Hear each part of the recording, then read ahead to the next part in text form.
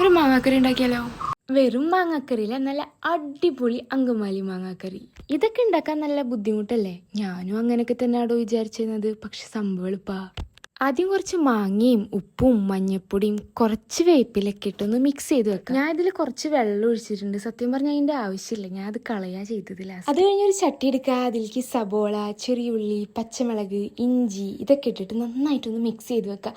അതിൻ്റെ ഒപ്പം കുറച്ച് മുളക് പൊടി മല്ലിപ്പൊടിയും കൂടെ മിക്സ് ചെയ്തിട്ടിടാം. പിന്നെ നമ്മൾ നേരത്തെ വെച്ച മാങ്ങയും ഇതൊക്കെ മിക്സ് ചെയ്ത് അതിലേക്ക് രണ്ടാം പാലാണ് ഒഴിക്കേണ്ടത്.